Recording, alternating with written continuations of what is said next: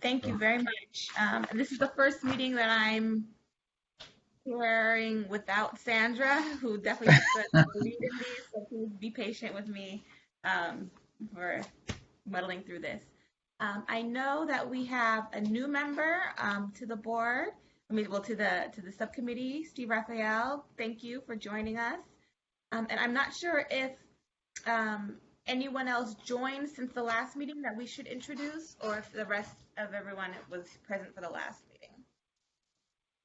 meeting. Can you remind me, Aisha?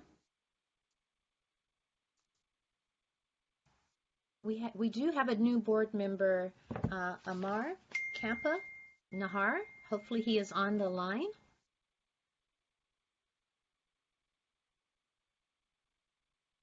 We will give him a call, but perhaps in the meantime you can just have each board member introduce themselves and we can check them off on the roll. Awesome. So I'm Melanie Ochoa, board member. I'm from ACLU of SoCal.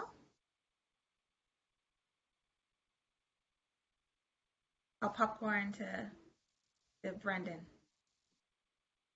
Good morning, Brendan Woods, Public Defender of Alameda County, and I represent the California Public Defenders Association. Good morning. Now popcorn to Steve. Oh, good morning, everybody. Steve Raphael, UC Berkeley, and I'm the gubernatorial appointee, and I'll pass it over to Edgar. Good morning, Edgar Hampton. I'm the PORAC representative. We represent about 76,000 officers up and down the state. And I'm also the representative of the Anaheim Police Department, where I'm the current president of the association. And good morning, everyone. I'm Amanda Ray. I'm the commissioner of the California Highway Patrol.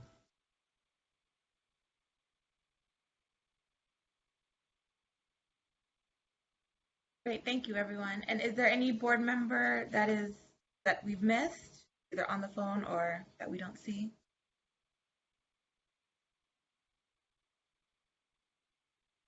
Melanie, we will be checking in, we will be calling LaWanda and Amar, but you can go ahead and proceed and we will in the background.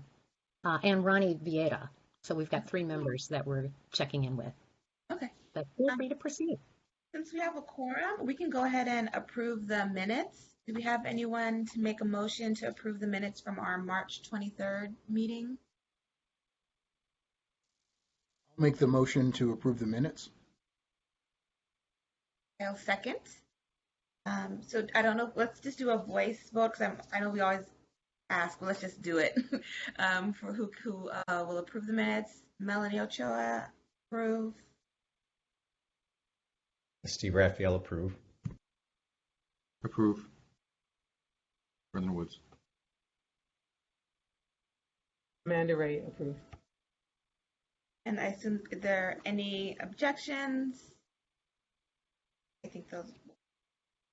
And the next item on the agenda is the election of a co-chair. So that someone who can do this better than I can will be joining me. And I would like to nominate Brendan to join me over here on this side of the agenda.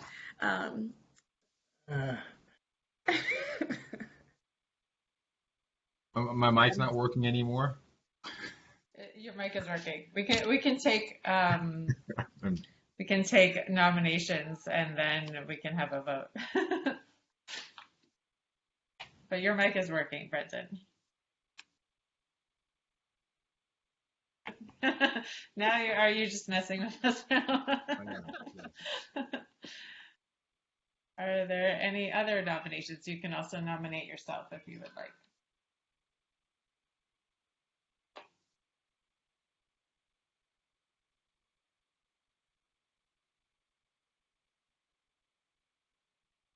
And I didn't hear if Brendan accepted that nomination.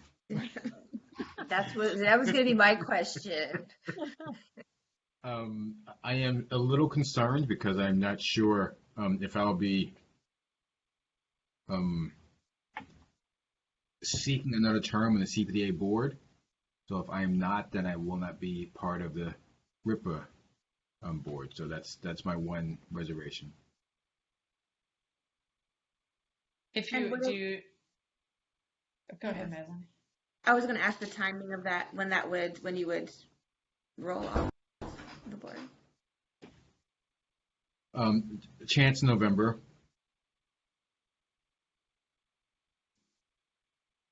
You can serve as Maybe we co-chair should- until then if you are elected, but we can also take other nominations.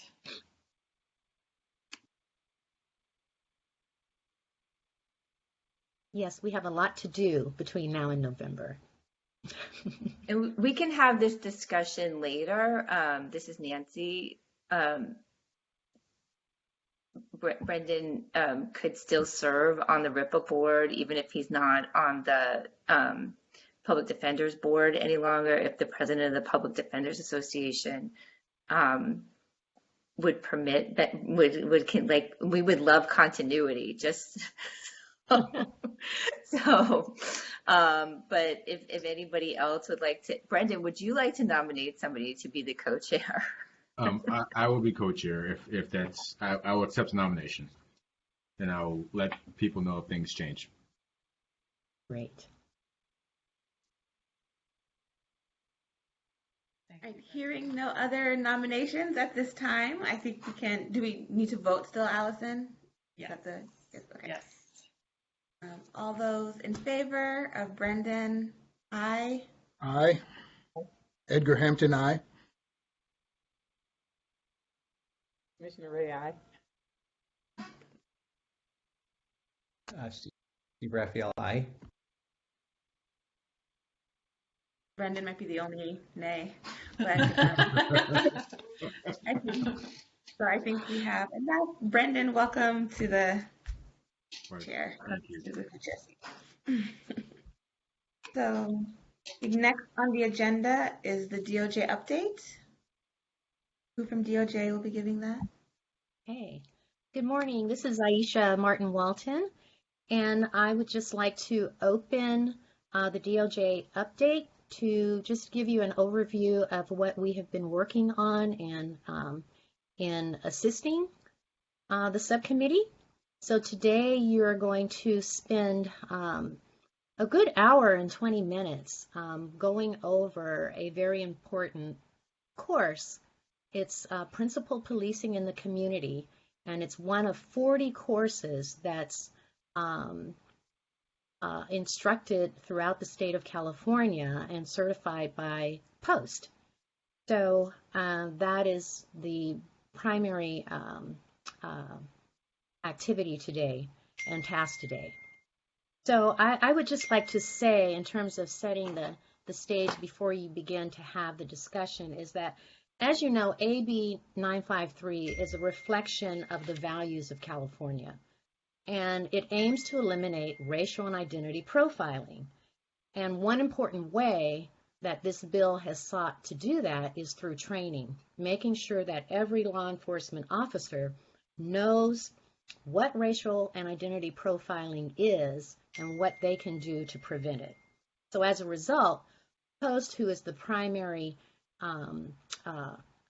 agency responsible for training and setting up standards, is partnered with the board through this legislation to ensure that every officer has the tools, the education, and the training activities to address this important issue. So since 2015, the board has reviewed one video on racial profiling. They've reviewed, you all have reviewed an online course, and you have also reviewed a script for a communications module. And there are 2 more scripts that POST has just sent over to us. So today, you have a unique opportunity because those courses were designed for seasoned officers. So today, you're going to begin a review for the training that cadets in California receive. So this is a really important course and an opportunity to look at the course from the standpoint of the goal of the bill, which is to eliminate racial and identity profiling, and ask important questions about what's good in the course that you review, what might need to be modified, what should be eliminated, and even reframing. It's an opportunity to really look at this training and marry it with the goals of the legislation. So with that, I'd like to turn it over to Dominique Alcaraz, who's going to give you a high-level overview of the Principled Policing in the Community course as outlined by POST. Dominique? Thank you, Aisha. Good morning, everyone. Just give me a minute here to get my screen share set up so I can present to you all.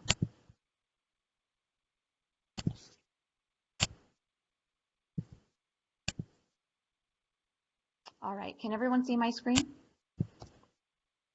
Okay, I think I'm seeing some nods. Wonderful. Okay, so as Aisha mentioned, I'm going to give you a background overview of the course that you all reviewed. You all were provided an outline to the Learning Domain 3, which is called Principled Policing in the Community. Oh, this is not working. Okay. So the PowerPoint that I'll be going over today really just takes information from the workbook that you all reviewed and is provided to you all to have this conversation about what you would like to see in this kind of basic academy course. So what is Learning Domain 3?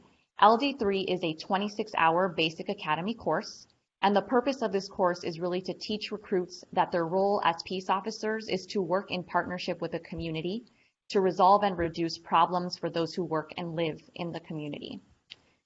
And you might be wondering, who teaches LD3? So the Learning Domain 3 is taught on a recurring basis at 40 different post-certified academies throughout California. And at those 40 post-certified academies, there will be different instructors at each of them. POST provides instructors the outline that you all reviewed and a training and testing specifications document. There is no facilitator's guide for this course. LD3 was first called Community Policing when it was first created by POST, and it was then only an 18-hour course. In 2018, the RIPA board, your predecessors, reviewed a new 8-hour Principled Policing course that was created by DOJ in partnership with over 50 law enforcement executives, academics, and community partners. In 2018, POST merged the Principled Policing course that DOJ created in collaboration with these other partners into the Community Policing class, and it became a 26-hour Principled Policing in the Community course. The course itself is made up of 6 chapters, and they are Community Policing, Community Partnerships, Problem Solving, Principled Policing, Historical and Current Events, and Implicit Bias. Now, each of these chapters do not have a specific allotment of time that instructors must go over with them, and instructors are allowed to go in whichever order that they see fit for their class. Each chapter will include a learning need, learning objectives, and activity questions for instructors to go through. So the first chapter, Community Policing, in the outline is about 23 pages. And in that section, the topics that are discussed is community policing. And of course, that usually includes a definition. It provides what are the components of community policing, the philosophy behind community policing, goals of community policing. It also discusses historical policing models and encourages recruits to identify resources in the community to interact with community members. This section also discusses peace officer responsibilities in the community, discusses the difference between proactive and reactive policing, encourages recruits to have deep knowledge of both people and places in the areas that they work, and discusses officer leadership in the community. And the goal of this section is really to teach recruits that partnership with community members is helpful in resolving or reducing problems within the community. Chapter 2, Community Partnerships, in the outline is 39 pages.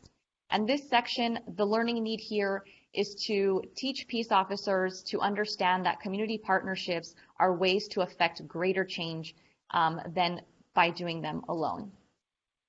The topics discussed in this section include community partnerships. It defines what that is, how to do community partnerships, what are the ethics in relation to the badge that officers wear, and issues that may arise in developing partnerships.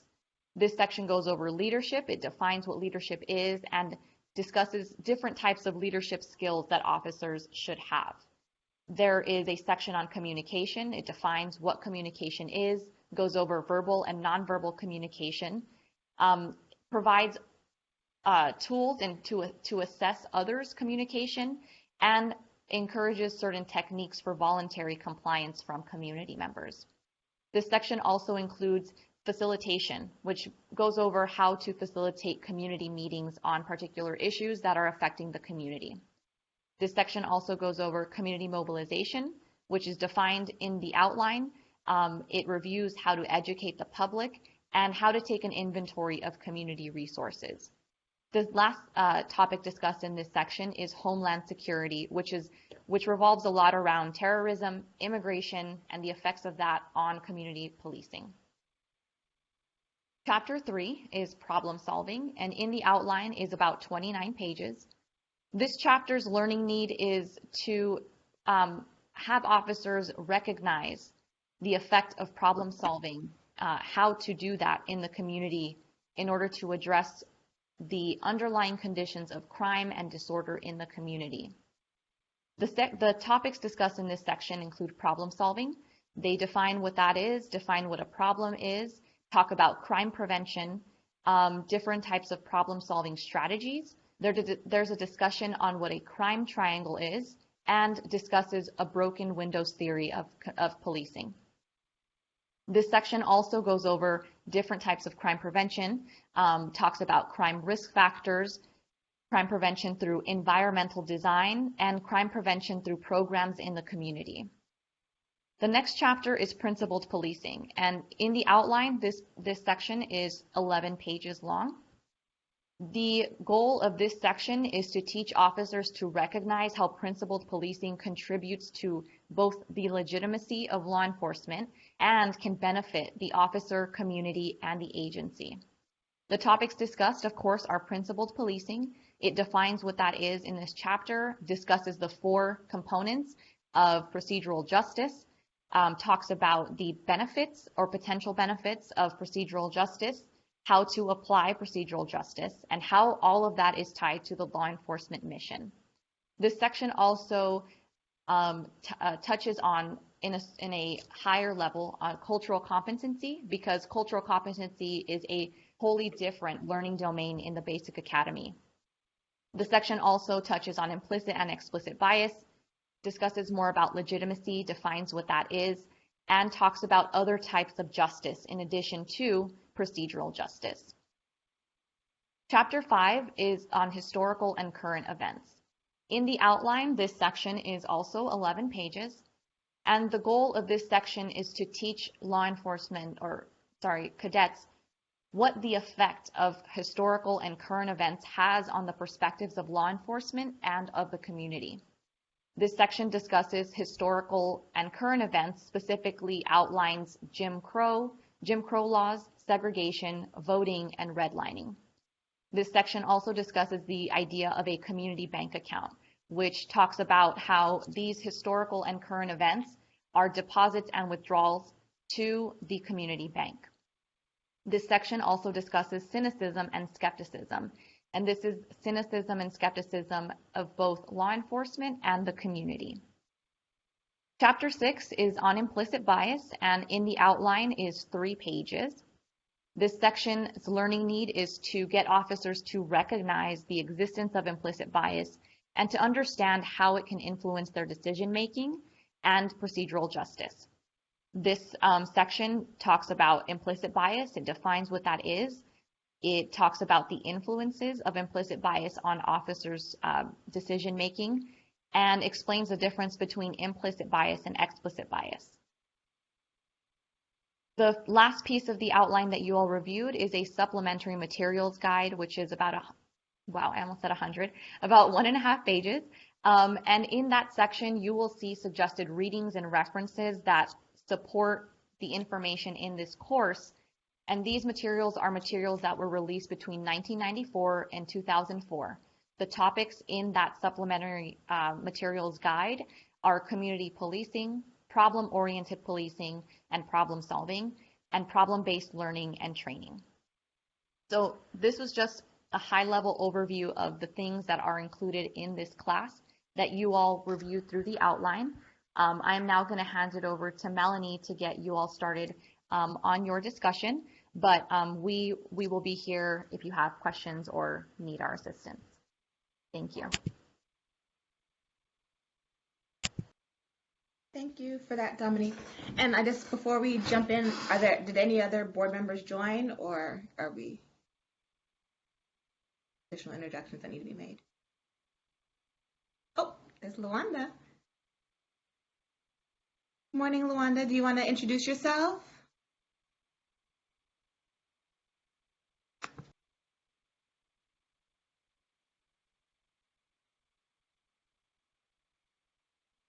Hi, Luanda, can you hear me?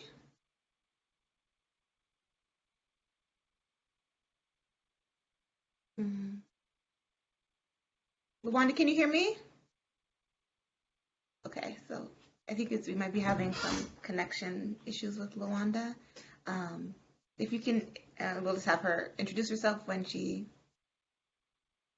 connect via audio. Is there anyone else that just joined that's a board member? No, okay.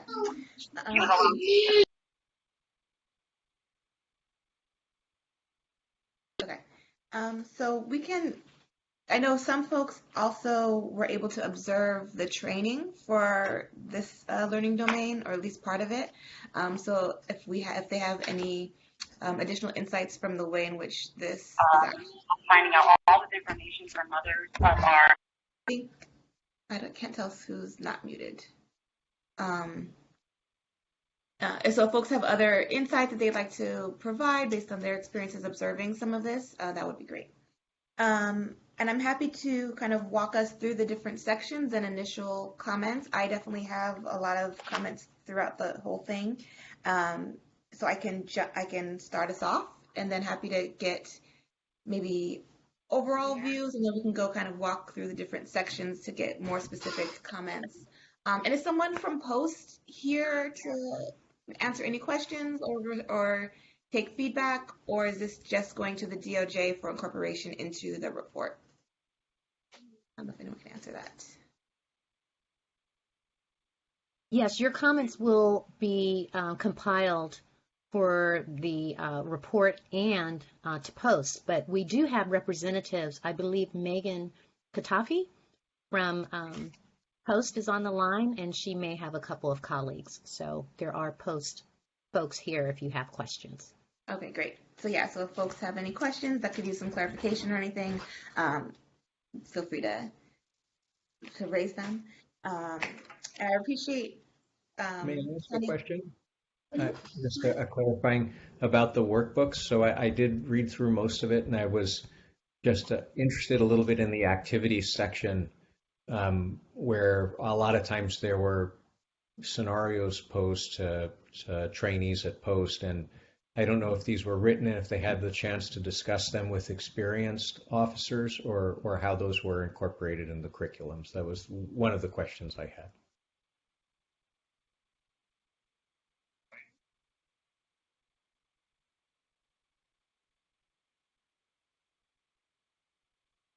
Raymond, I know I can't hear you. I don't know if others can. Just me or.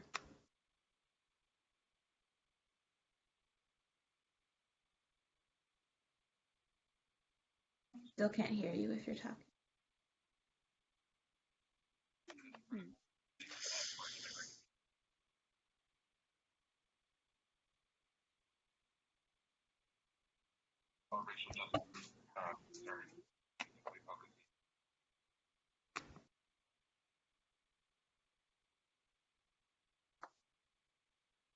Ray, I still can't hear you. I don't know, Lawanda, I see that you have unmuted. Do you want to give a quick introduction while we try to get things?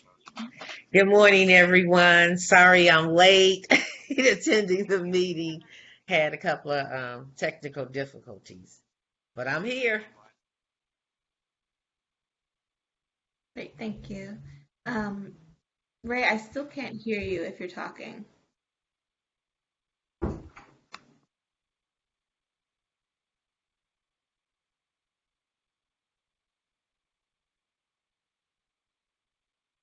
I don't know if DOJ has any troubleshooting suggestions on that, or if there's anyone else from Post that could maybe chime in if their audio is working.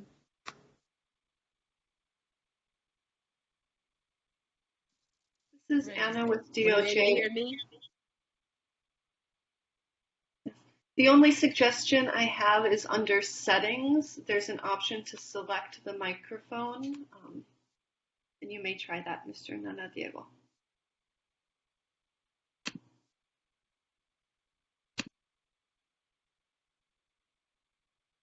I think the other option, this is Nancy, would be if to call in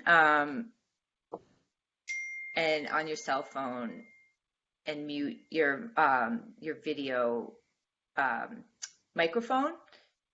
Can you hear me now? Yes. There we go. Thank you for the help of that. So yes, my name is Raymond Nana Diego. I'm with the Basic Training Bureau. One of my main responsibilities is the workbooks. So I could speak to the learning activities. I believe the question was if these were vetted with in-service officers. Am I understanding that correctly? Steve, I think you were muted in your response.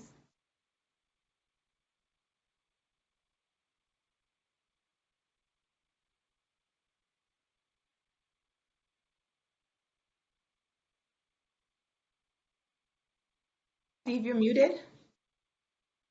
Oh, I'm sorry, I didn't hear the question. Raymond, could you repeat it one more time? Sure.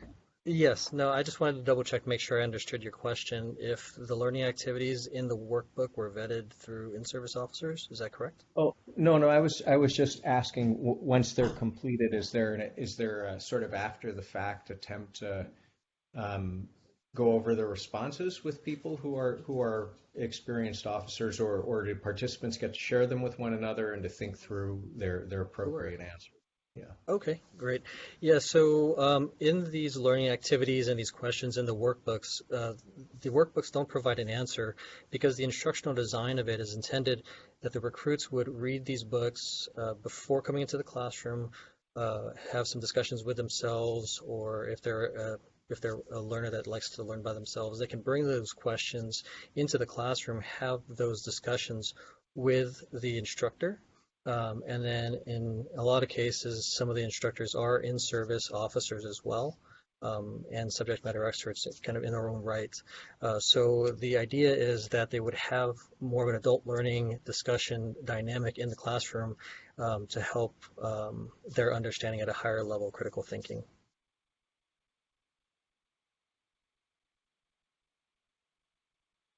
Thank you for that, Raymond. That's a good question, Steve. So does anyone else have any kind of overarching questions or comments about the training?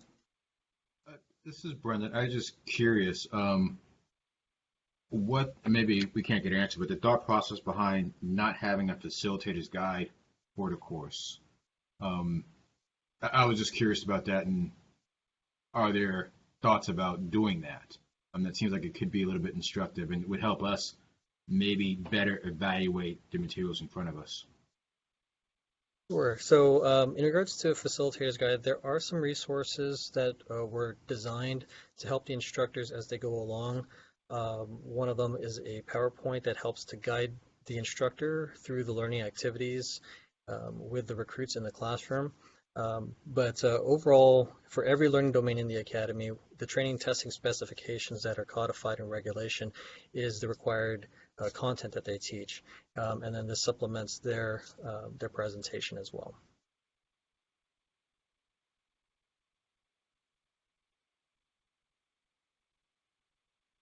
Brendan, you look like you have follow-up. And maybe we'll get to it later, but as we're looking at some of the sections, for example, like, if I'm looking at this correctly, historical and current events, we list some events like Jim Crow law, segregation, voting, redlining. They're listed, and there's not a lot of context to them. So I'm just curious how they're being presented. So like they just have bullet points without any meat or depth or context behind it. It's like, yeah, these are issues, and then we fall back and there's nothing. I can't evaluate what the meat is behind that. Because you say them as issues, but then if we're not really addressing them, I can't tell from there. So I might be jumping ahead, Melanie and board members, but that was part of my concern about those sections there. I think that's a fair question. See, with the workbooks, they're not intended to be like the academic textbooks that we would have when we all went to college. That would be massive. So these are really more meant to be a little bit more brevity and concise, but then in the discussion in the classroom together to supplement the instructor's presentation, that's where the dialogue in the adult learning environment, where they get to work together in small groups, talk with their instructor. The instructor has all these issues and historical events, concepts, and they bring it all together in that environment together as adult learners. And then also some of these historical events that you mentioned, they're also in other learning domains as well. Learning domain 1, learning domain 42 as well. They'll live in there. So throughout their academy experience, as they build on each learning domain, the domains aren't intended to be an isolated topic, rather to put pieces of a bigger picture together. So when they graduate the academy, they would have had it in multiple dimensions and perspectives through their academy experience. Raymond, can I add a little bit to that? Please. So Brendan, I was able to attend the last the learning domain 3 that they were teaching at the San Bernardino Sheriff's Academy, and I can tell you, Raymond's absolutely correct. That's what they did. They divided the class into smaller groups, and then each individual group had a topic that they were assigned to discuss, whether it was Tamir Rice, George Floyd, Jim Crow, whatever that individual topic was. They were all assigned one, and then they had to come up and present that particular subject matter to the entire class. So it was kind of interesting to see the interaction, how they worked through it, how they explained it, and everything else like that. That's at least that was the experience I had when I watched those guys do the training in San Bernardino. I guess just as a follow-up question, in the absence of whether it's talking about the historical pieces or anything else in here that doesn't have information explicitly laid out, in the absence of a facilitator's guide, does that mean that whatever is presented by the facilitator or brought by the individual participant is just based on whatever their own personal knowledge, pre-existing personal knowledge is on that particular topic? Not necessarily. So again, we developed some resources to help the instructor. So it's not necessarily a guide as in like one document. Rather, it's a list of different resources that were provided to them, including a facilitation video on how to facilitate the adult learning discussion. And in some cases, I know with some instructors, what they like to do is the recruits will have laptops in the classroom, and then they'll have the recruits do the research and look up what they find, and then the facilitator with his or her expertise will help fill in the gaps and help them make the connection and how it relates to the communities that they're going to be serving moving forward. So this way they have that foundation, and as adult learners, they've been able to do the work to be resourceful themselves. The other part of it is that we also acknowledge the expertise and the personal history and the backgrounds that each recruit brings to the table, because while they might be brand new at the law enforcement profession, they still have that lifetime of experience in their personal lives and some prior professions as well. So they bring that to the table, and having those discussions amongst themselves and their cohort helps to enrich that learning experience. So it's not just talking at them, rather it's that dynamic in that group cohort together. Thank you for that explanation. Brendan, did you have anything else on this? please. We can engage it further also as we go along. Just want to make sure that you're. I'm good for now. Thank you. I have some just general overall comments, unless other folks want to start with any that they have. I'll just jump off with mine. And so I appreciate that this was brought to us so that we could evaluate it. I know this was something that was specifically, members of the public specifically really wanted us to engage in some of the materials that new recruits are getting. So this is a very important project. And I know there'll be more pieces to this, not just this particular learning domain.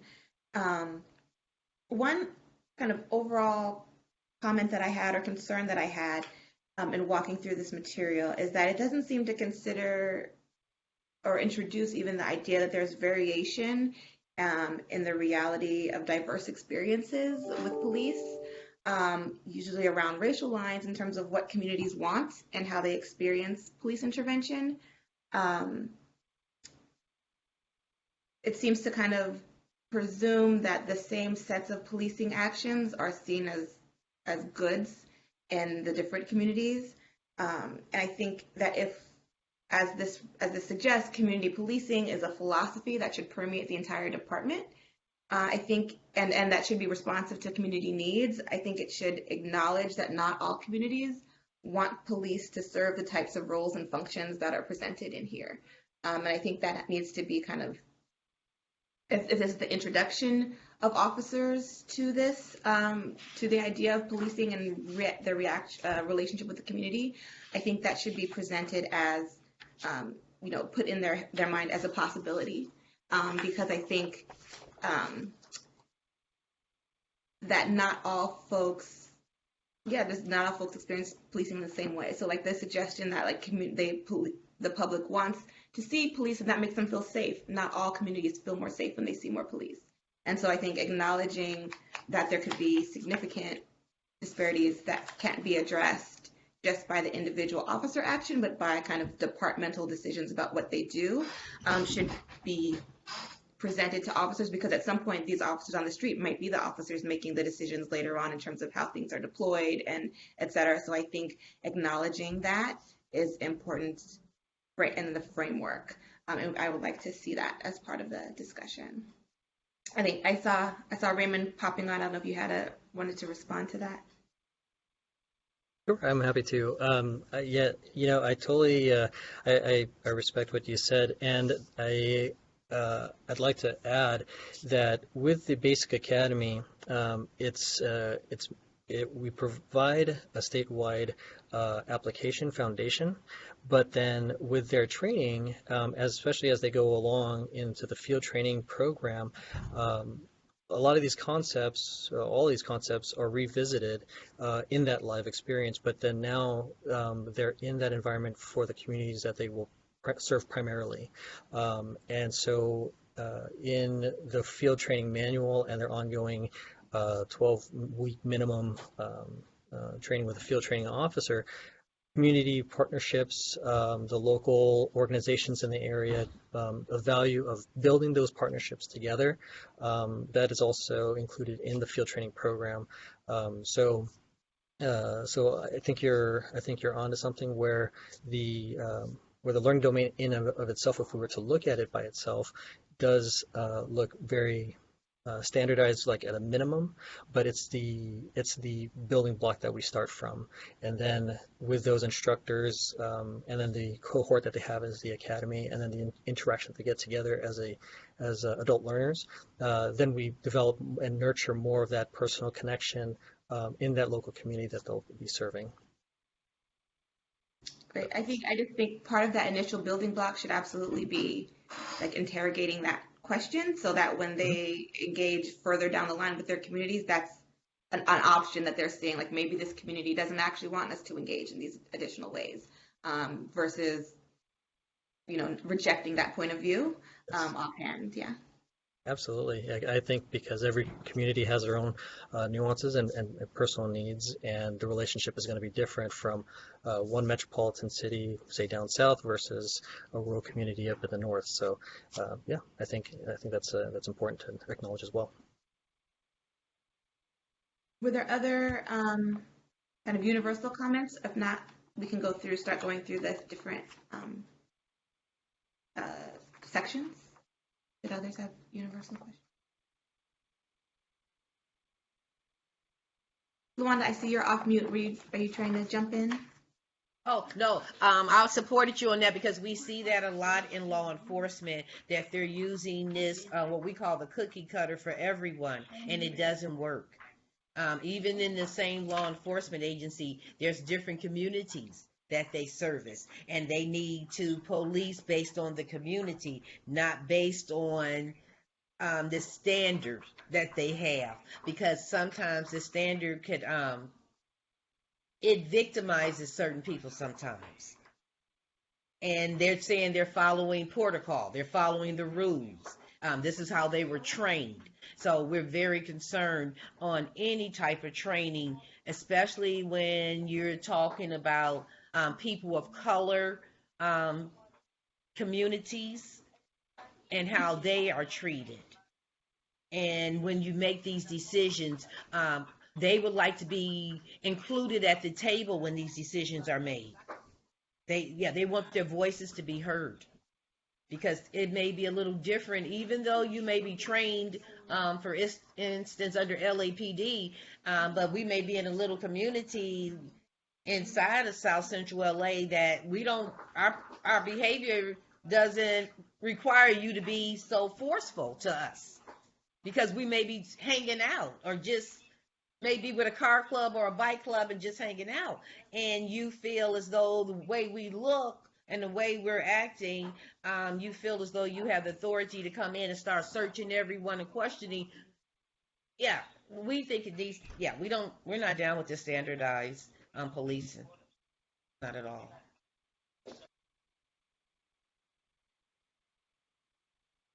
Thank you, Luanda. That was valuable. Is there any other initial comments? Hi, can I make an additional comment? Hi, my name is Bianca Gallegos. Can you? Yeah, Bianca, I think we're not quite at public comment yet. But so it definitely will be an opportunity for the public to comment on all of these things, both the substance of the post comments and also the board's whatever comments that we've made. So for sure, definitely hold on to that. Okay, so let's just dive into the community policing module. Do folks have comments on what is included in that or things they feel should be added to that?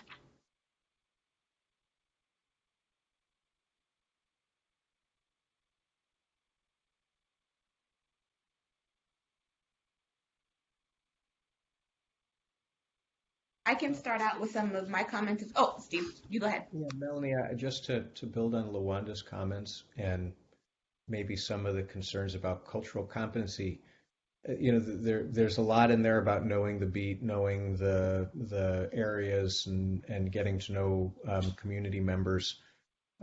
Maybe working in scenarios such as the one that Luanda just brought up might be worthwhile, that there may be social activities that perhaps may be interpreted as something's going on where they're not, and it might be a way to illustrate the need to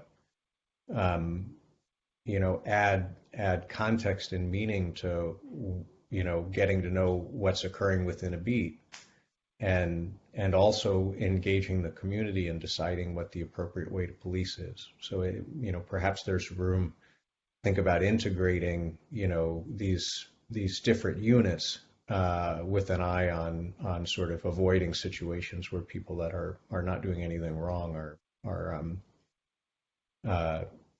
are policed in a way that is seen as unjust or is unjust.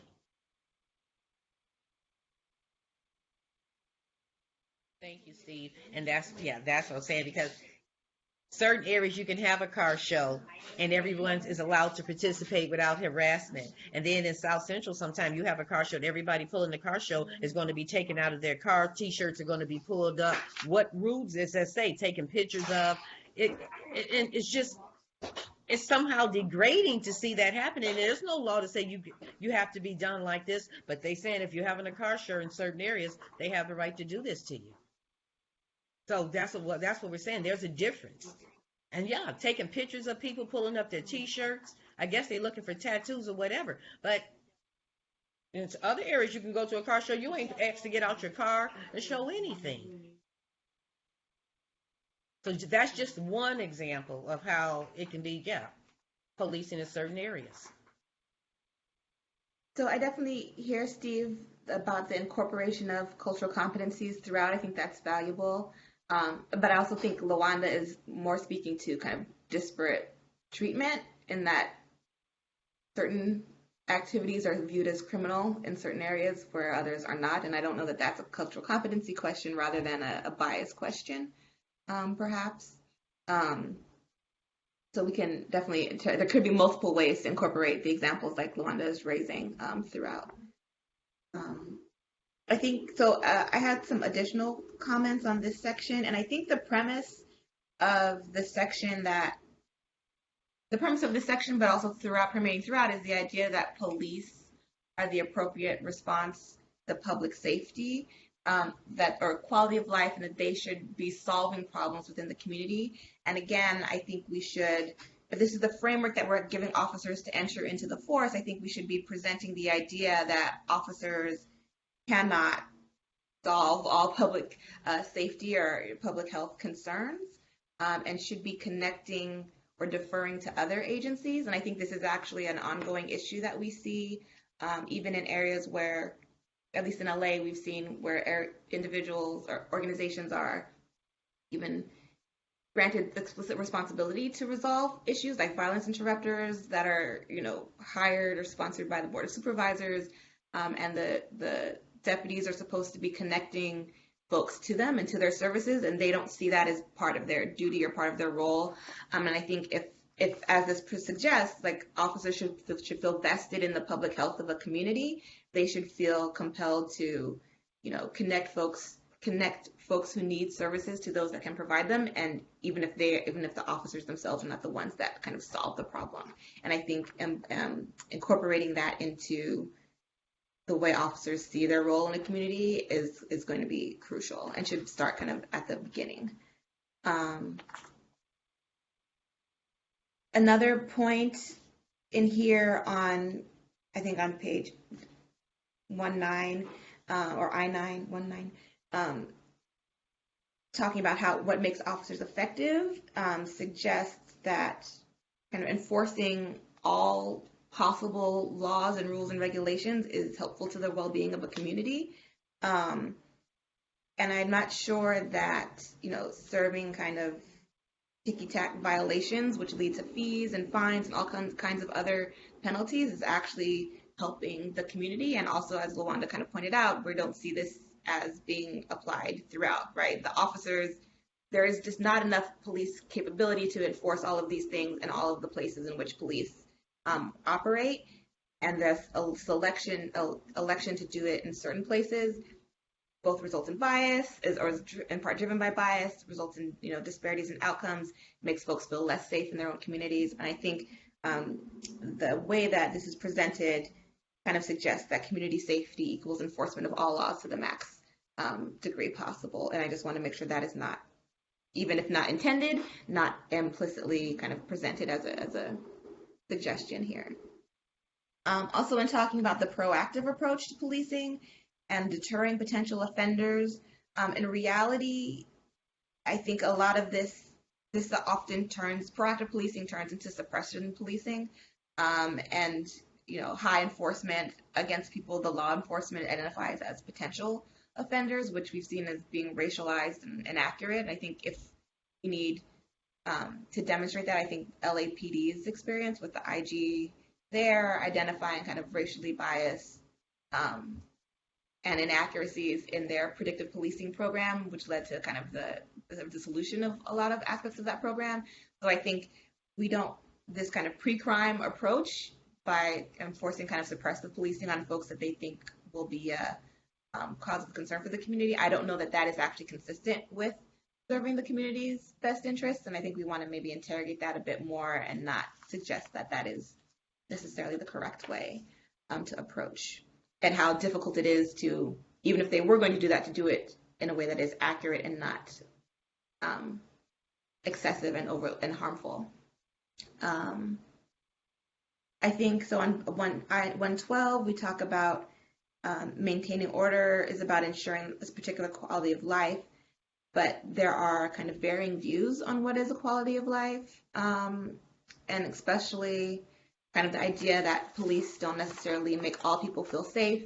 That engaging, and this is kind of to the more cultural competency view of Lawanda's example, is if there were communities that had car shows and communities that didn't, recognizing that a car show in and of itself is not disorder. It's a way that the community just expresses itself and engages and uses their own public space. And I think that is valuable to be emphasizing. On page 114, some of the discussions of how kind of changes lead to certain impacts. I was concerned about some of these purported relationships. And so, for example, rural to urban leading to increased calls for service. I don't know if that was supposed to mean just because there is more individuals present that would lead to increased calls or increased work. If so, that's possible, but I didn't know if it was some kind of characterization of who or what is happening in rural environments versus who or what is happening in urban environments, and if that seems potentially problematic. The example of the early release from jail leading to increased crime and loss of respect, I was really unclear what the loss of respect was referring to, but also studies of early release in California showed a decrease in recidivism or not an increase. So even the connection there seems to be not necessarily based in fact. And that directly kind of the idea that people who were previously incarcerated being released leads to more crime really stigmatizes this, formerly incarcerated and justice system involved folks, and really contributes to the view that these are people who need to remain removed from the community. And that's not true. And that's not the view of community safety and community health that we should be encouraging individuals who don't even have their first day on the job yet have towards viewing the community. I also was unclear of the relationship between immigration patterns to the U.S. and negative image of law enforcement, what that was intended to suggest. I think those are all my comments for that first section, but do any folks have other specific comments on these?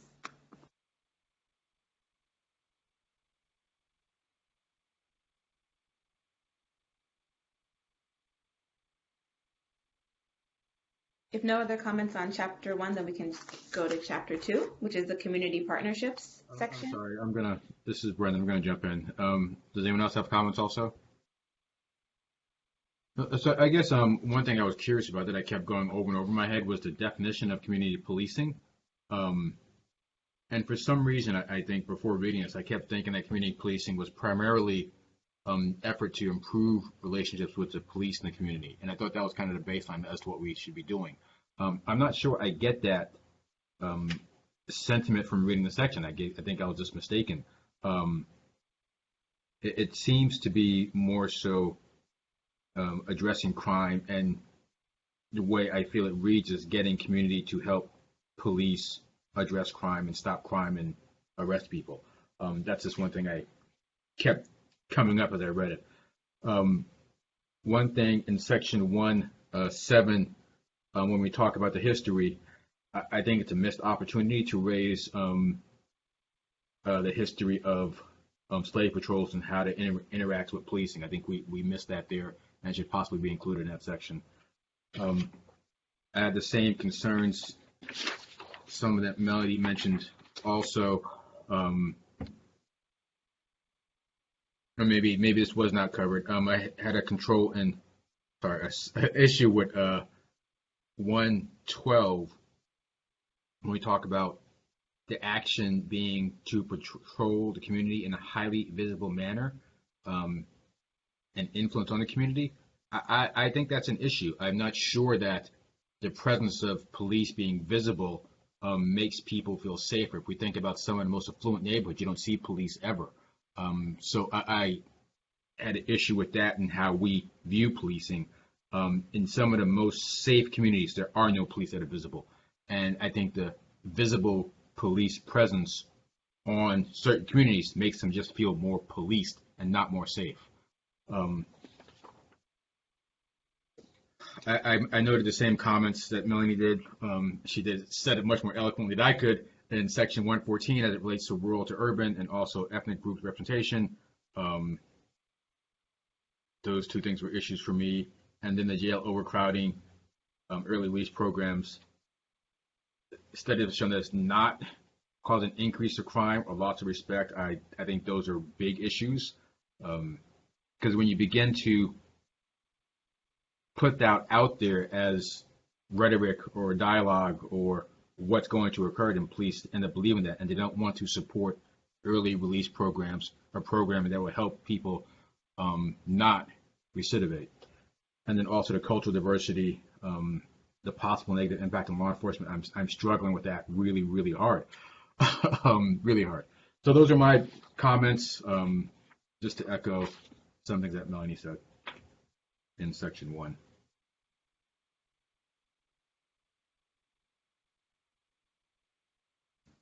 Great, thank you, Brendan. Did anyone else have anything to add to that? And can I ask one point of clarification? So we're going to go through this and make our comments. I think DOJ is taking notes of this. But what's going to be, where do we go from there at the end? Will we be bringing it back to the full board for recommendation?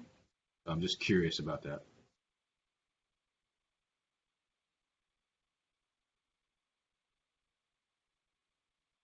That's a good question. I'm not sure if someone on DOJ can clarify.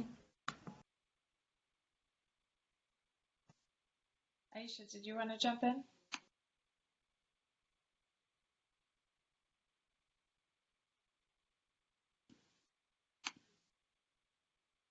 Okay, I don't hear Aisha, so this is Allison Elgart from DOJ.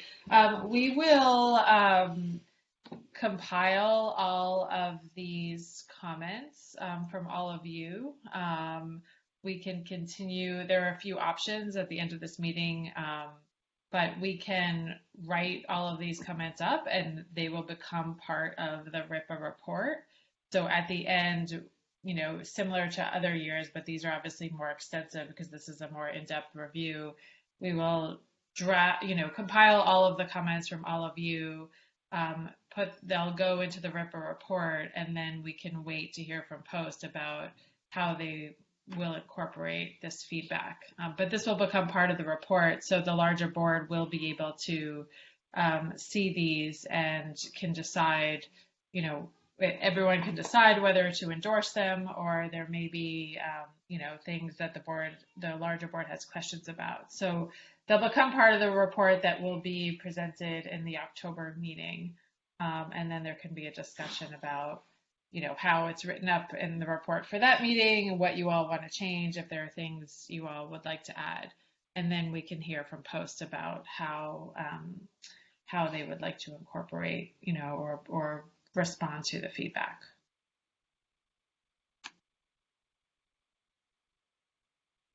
Thank you. I'm sorry. Anyone else on section 1? I have one more comment and I'll be done with section 1. Sorry. And I guess as I was going through it, I was thinking about the examples that are given. And I keep going back to a facilitator guide, because I'm just curious what the discussion is after the example. So for example, on page 120, they gave the example of a gang that flourished at a local high school. The school board refused to allow police to interact. And from reading that hypo or example, it seems like the goal of the hypo is to highlight police interaction or police intervention to be the solution. And I'm not sure that is the only solution for these situations. And there are threads throughout that kind of pull us back to police interaction being the solution. So I'm wondering if we can, what control we have over that with regards to providing additional solutions in this police interaction. So that's my final comment.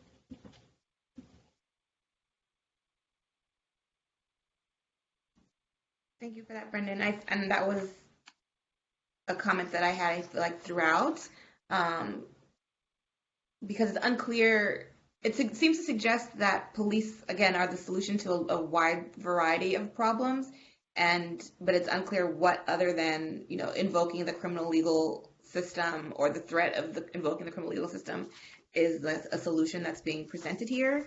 And I think if we start moving into chapter 2, talking about community partnerships, I think this is a very important place to identify the importance, need of alternate interventions if these issues are identified. Because I think a lot of this talks about identifying problems, but I don't know that police are trained with the experience to identify what then alternate solutions other than policing would be to those identified problems. And so I think to the extent we can incorporate that throughout would be very useful. One additional comment that I had for section 2, if we want to move into that, is discussion on page 229 about the common negative stereotypes of peace officers. And these perceptions are often based on actual repeated interactions and current things that are happening. So on all of these kind of suggest like a PR response almost, rather than kind of identifying internally facing actions that would actually address the reality that's like underscoring these things, like a lack of empathy, insensitive actions, abusing authority. Like, what internally facing things is the officer who will at some point become part of the larger institutional system, not just the individual officer on the street, doing to address these things, not just trying to convince individuals through their personal interaction that the entire system is not actually operating in ways that they've personally witnessed or seen or are aware of. And I think in LAPD, we've seen this kind of as a recurring issue, that the suggestion is always seems to be a more PR response that convince people that things are different rather than actually doing things different from at an institutional level. And even in some of the post trainings, whichever one that we saw that was the online training, I think the first iteration of it was very much more like, be polite, and it doesn't really matter if the thing that you're doing underscoring that is illegal or driven by bias, as long as you're polite in that interaction, which fortunately that has been moved from the second iteration that I've seen. So I think it's, Post should, continue that movement in the other documents in training documents that it's creating. Are there other comments on section 2? I'd just like to comment on section 2 too. I see it here in LA too with law enforcement when they come to the homelessness, on how they handle that here. Some of them think that they have the right to arrest the homeless. They think it's against the law to be homeless. There's a lot of reasons people are homeless. I'm not justifying, I'm not here to, on that debate, but sometimes it is a problem on how law enforcement deals with them. And they don't feel it's their job here. They feel this is a social worker's job. But the city is the county is telling them they're trying to get law enforcement involved with the homeless. And that's one of those issues.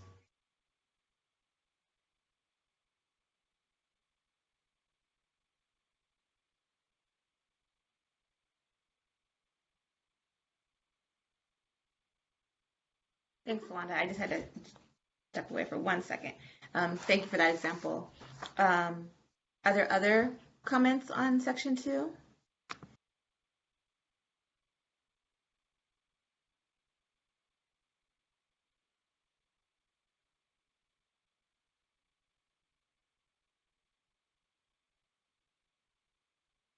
If not, we can move on to chapter 3, problem solving. One last call for chapter 2 comments.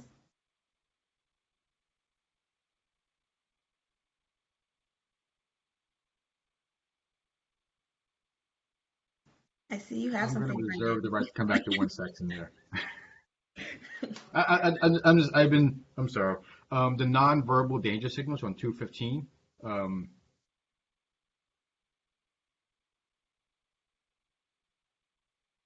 part of me understands why they are there, but part of me also has issue with them. You know, if someone's not being detained, they can leave. That shouldn't be a danger signal. Poor eye contact, I'm not sure that should be a danger signal. I get extreme hand motion or concealment, yes, but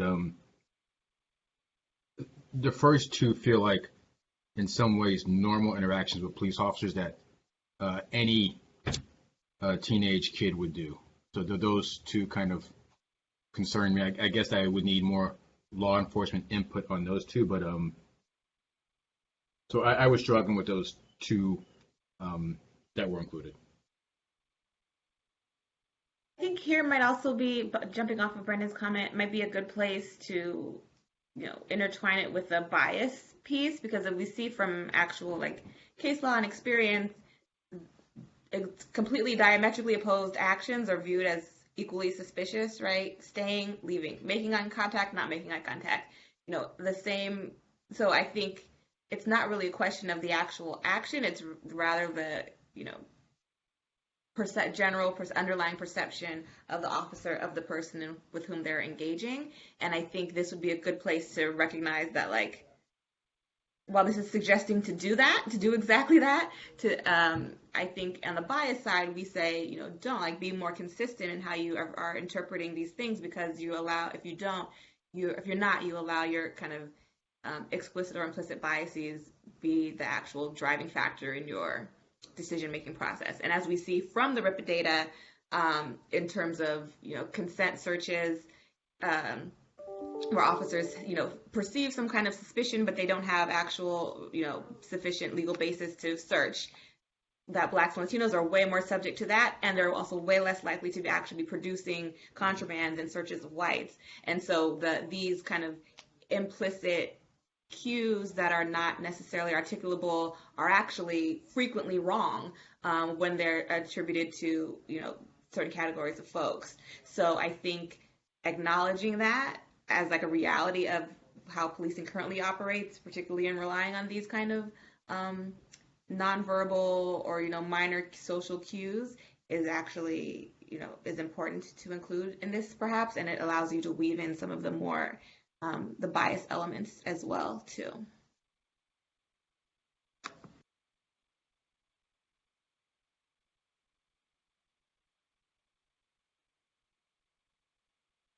Okay, so if no other comments, we can jump to section 3. And who wants to take first pass at that? I have some thoughts on reference to the broken windows theory in section 3. And maybe it's just a thought that kind of runs through various sections of the handbook. But, my reading as an academic of the research on broken windows is not, I think that there's debate regarding the connection between disorder and crime, in the sense that, we have pretty good evidence that when areas kind of clean up abandoned lots and reduce disorder in that sort of way, that crime can go down in an area. But at the same time, there have been things that have been tried under broken windows, like, widespread application of stop, question, and frisk in New York City.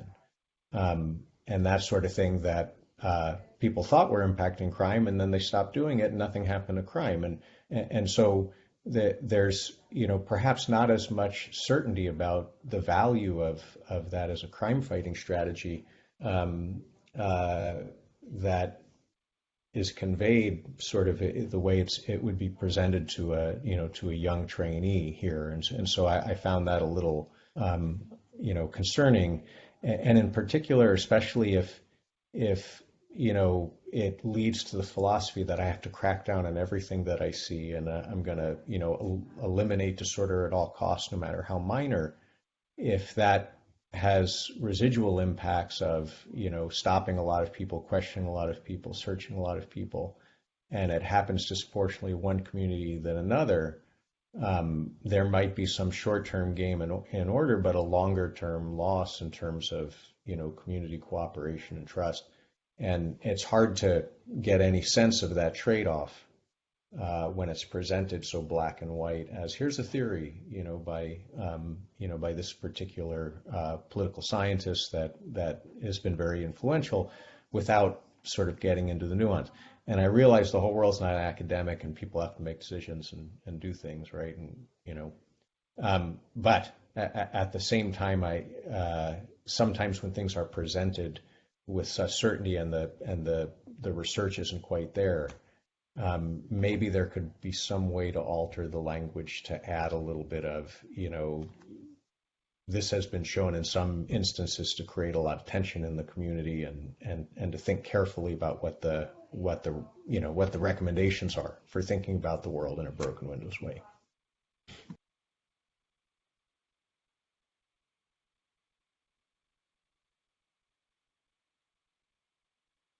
Thank you, Steve. Brandon, now you got some comments. Do you want to take the next pass? I do not at this time. All right, I'll just make my comments. So let me jump off of what Steve just said. I had the exact same response to the broken windows discussion. In a prior life, I was also an academic, and actually my dissertation was on kind of community value, subjective valuations of community, and how that impacts participation in the social organizational aspects of the community. And the primary, and my research found that the primary driver of community members' participation in the kind of activities that actually make communities more safe, the informal, policing of, your neighbors, and the informal, friendship networks and participation in local community groups was driven more by perceptions of the community than the actual kind of other predictors of kind of community value that we normally rely on. And so to the extent these, as Brandon mentioned at the beginning, the presence of more police just makes some communities feel policed. And to the extent that leads to kind of a perception of lack of value in the community, that it's not a good community to live in, it's not a community, it results in people not wanting to personally invest in that community. So if the goal here is to get folks, if the goal of community policing is to get folks to actually contribute to the safe and health and well-being of their own community, making them feel that the community is a valuable place, not a place that is full of disorder and needs to be, every ticky-tack thing needs to be, addressed by policing, is actually kind of useful in achieving the social good that is presented here. And kind of, again, like in chapter 3, kind of the presentation here, that peace officers need to be working to identify conditions of crime and disorder in the community and addressing them.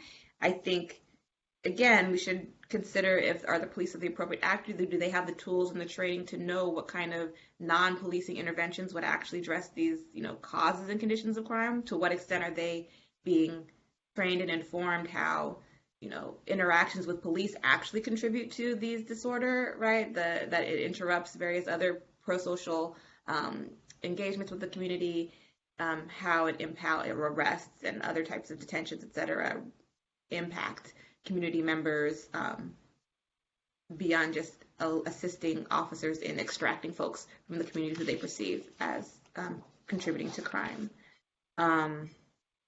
And I think that's both acknowledging the potential harm that interactions with officers have, and presenting, which, there's plenty of research on that, including like fines and fees and the impact that has on communities, et cetera. And then also presenting the idea that they don't have to be the ones tasked with all of these things. And I think for our interaction, those are two elements that I think would be important to include throughout, and especially here in the problem-solving section. And I think that also is consistent with what policing, we're also hearing from policing agencies wanting to be kind of extracted from certain problem-solving tasks, particularly policing of homelessness and policing of mental health. Like, they're explicitly asking to be removed from those duties. And I think part of that should all be acknowledged within this problem-solving module, I think. Anyone else on this section?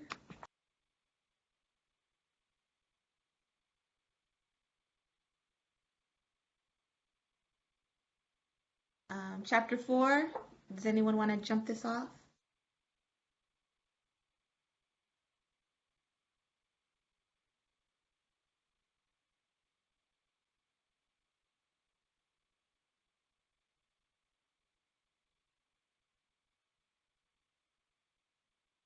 Okay, I'll start with this one then too. Folks can jump in if they have additional stuff. I want to first say this section seems all the sections kind of from here on seem very short comparison, and there's a lot of information that would be relevant here that I feel like, particularly when not knowing kind of how this information is supplemented by the instructor, it seems to really maybe not identify how important these additional concepts are, and provide enough information and background for these to assist officers in making sure they're entering the same way. So I think one point is that bias in treatment frequently emerges in different ways in the procedural justice and the way that those tenets play out or don't with respect to different groups. So it'd be useful to ground some of this discussion in the data that demonstrates to officers how this tends to manifest in practice, because I think people aren't always aware, particularly officers that are newer to the force. They may not see how their actions may be being received. I think the study by Eberhard that was like content of how individuals were of different races were treated in their interactions with officers on traffic stops, and I think LAPD Office of Inspector General also looked at body cams and to see kind of the compliance with the procedural justice tenets and how that varied across different groups and by different units. I think there's research on that could be incorporated here. Those were some of my main comments. Anyone else?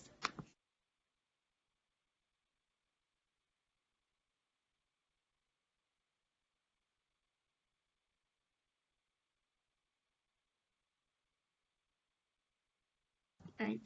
Go ahead. Melanie, can I actually go back one chapter? There's one other comment that I guess this relates a little bit to an earlier question I had about being able to go over examples and and with experienced officers, and that was with regards to the techniques for problem solving and the SARA model and the different approaches for thinking about how to address long-term challenges a community might face. When I read through that stuff, and I've seen that before, and I find it really abstract and hard to think about applying it to a real problem.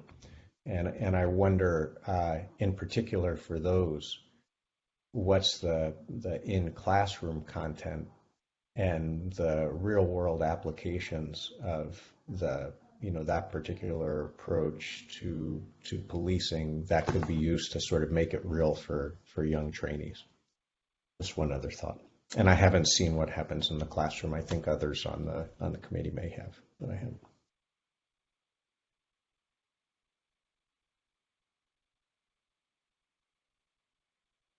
Thank you, Steve. Any comments on this section as well?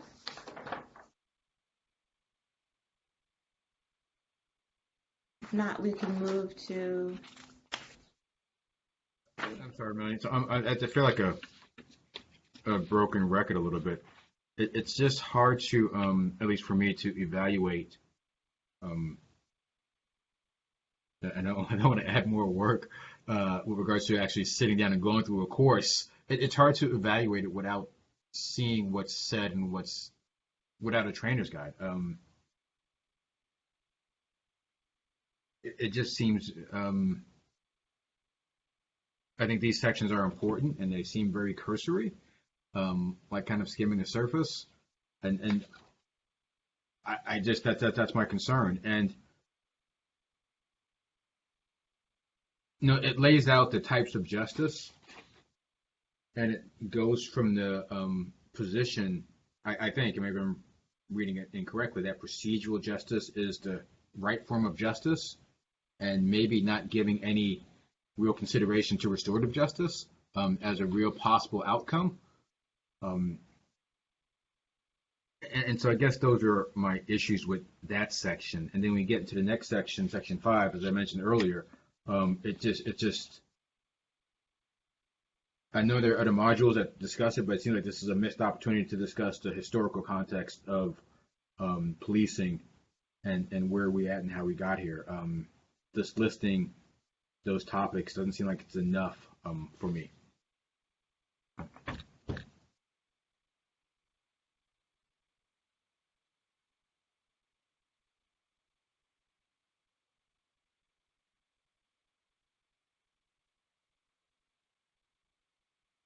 Brendan, any other comments, or even if Edgar wants to chime in on what he saw, you might not have seen this. No, I mean, honestly, what I saw was guys getting out of their comfort zone, especially brand new police officers. I'd be interested to see the difference in the training for experienced police officers as well. But with regards to discussing each topic individually, I mean, that was done in the classroom. The groups broke up into their individual groups, and then each one had to stand up in front of their peers and discuss it.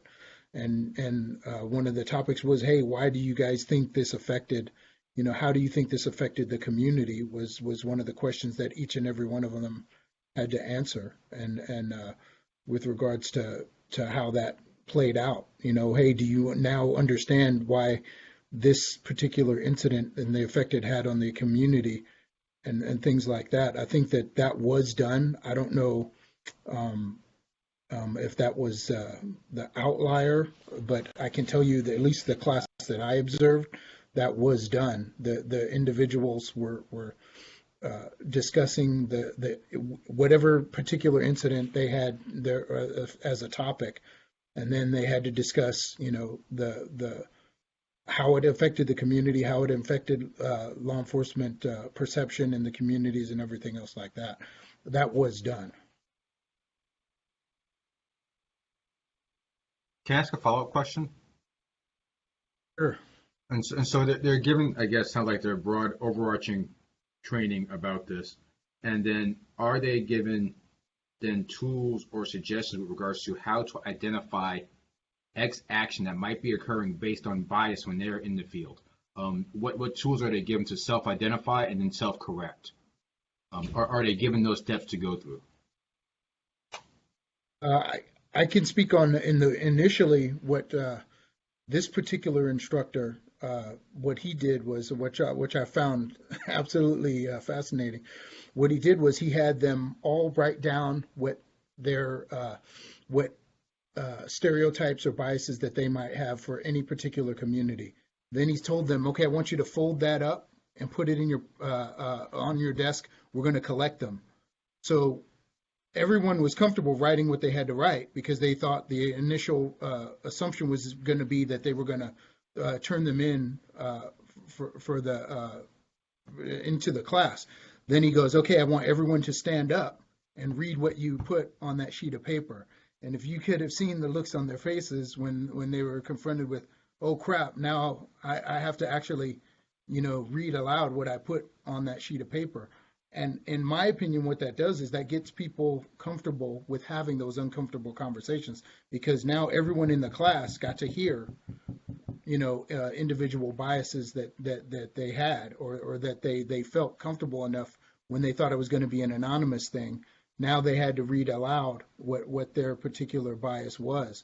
And it was some eye-opening things in there. But what it did was it got them prepared for those uncomfortable conversations. At least that's how I saw it. I can't speak for the other two observers that were in there, but I thought that was a fantastic way of getting people comfortable to write something down, then having to actually discuss what they wrote down, as opposed to them just putting it in a hat and then the instructor pulling it out and reading it. Now everyone's going to own what they wrote down, and I thought that was a great way to get people out of that comfort zone.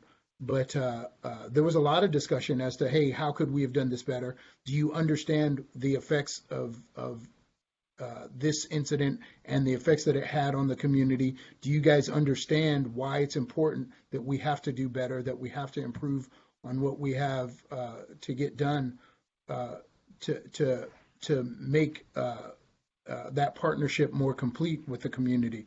And I think a lot of focus was used for this particular learning domain, LD3, was that, hey, the effects of what you do the far-reaching effects of it, not just in your local community, obviously, because when it's on TV, no one cares that it was somewhere else. That's still you're still seen as law enforcement as a whole, as opposed to just one segment of police officer in North Carolina, or a police officer in Minnesota, or a police officer in wherever. So I think, at least again, for me, the academy is when I graduated from the academy in 1997. We didn't do any of this stuff, so I think that we're making progress as to having those uncomfortable conversations for these issues. But I mean, I thought that the instructors were doing a very good job of cause and effect, right? You have an incident. This is what happens as a result. You have protests, unrest in a city. Why do you think that is? Why do you think that there's this mistrust? Why do you think that there's community? What do you think the response is going to be in a community when you do something that's just bad police work, or something that's not well thought out? The overall effect that has on your profession and on your community.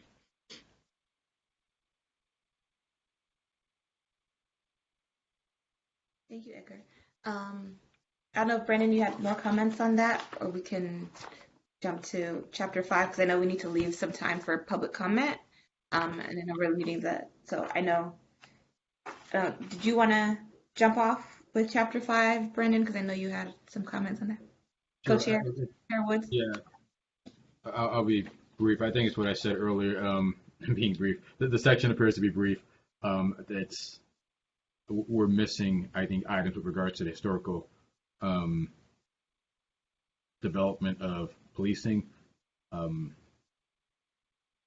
we list the historical and how it, we list Jim Crow, segregation, voting, redlining. I think there should be slave patrols in there. Should be black codes. I think there is items that we could be more inclusive. And as I said earlier, I'm not sure how it's being presented, and if maybe the instructors have the proper training and vocabulary and thought process to really dig deep into these items. I mean, they're not easy items to discuss. They take some work, they take some training, and those are my brief comments on that.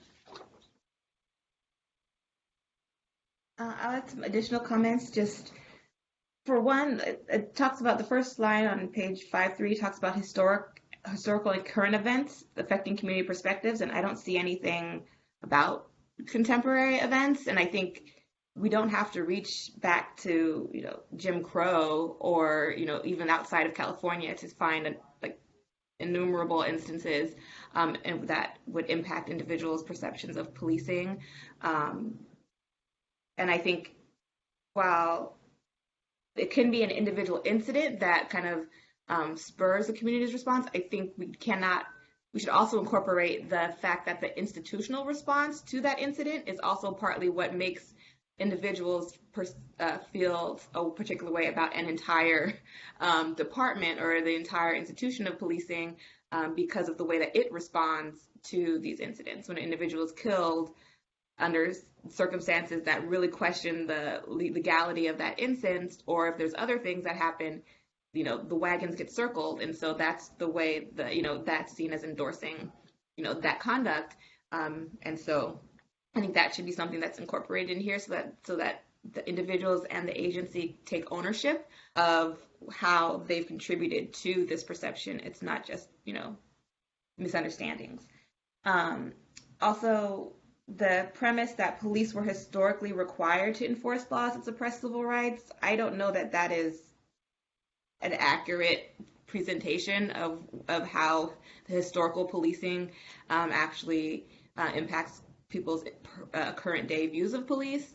There was no law that required setting dogs on school children or taking individual men out of jail so they could be lynched by the waiting mob, or the disproportionate enforcement of vagrancy laws or trespassing or all of these things to disenfranchise, specifically intentionally disenfranchise Blacks. Those are all individual and agency level decisions that were chosen. These are not mandated by simply having these laws on the books. And so I think acknowledging that, and that is precisely why RIPA exists, right? To identify the bias in which, in the ways in which these, laws are enforced, the bias in the way in which people are approached, et cetera. So I think that should be recognized and incorporated rather than suggesting the police were just kind of bear the responsibility for having to enforce these, biased laws that are on the books.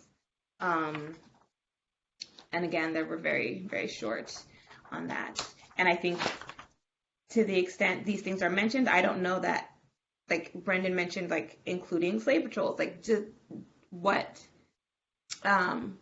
knowledge does the individual who would be reading that bullet know about slave patrols to be able to bring to the table for that discussion? So I think that goes back to the need to have kind of more content for individuals when they enter into the space that actually includes the facts and the background so that they can appropriately incorporate those things into the discussion.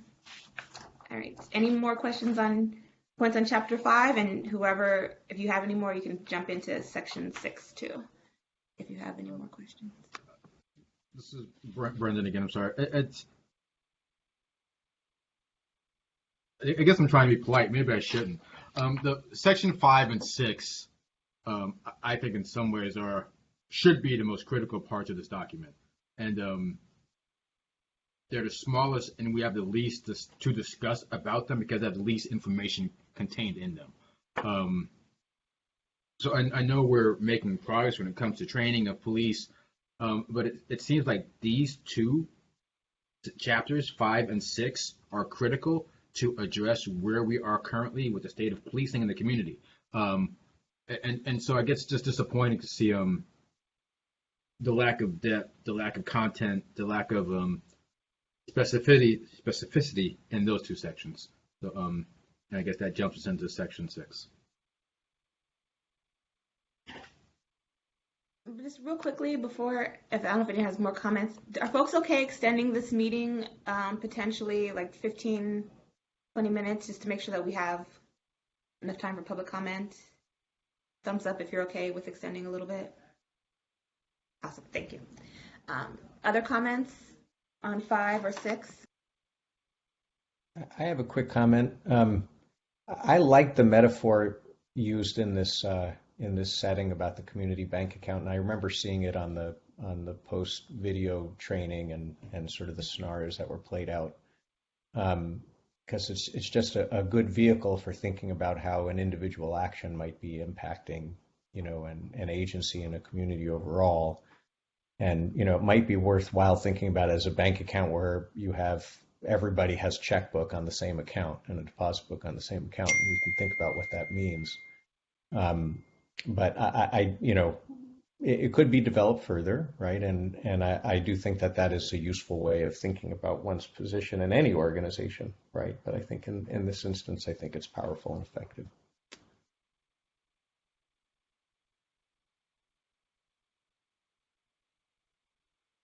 Thank you, Steve. Any other comments?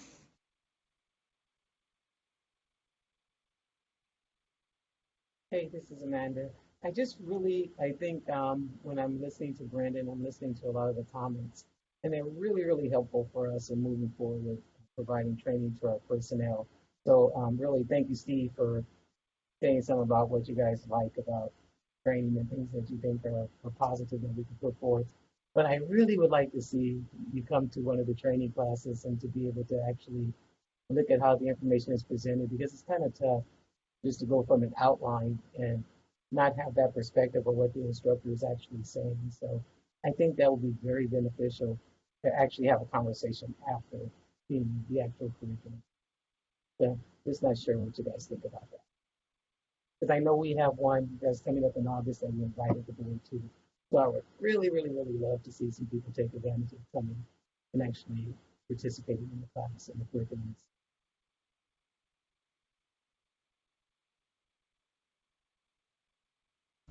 Thank you. Great. Yeah, just my comment there.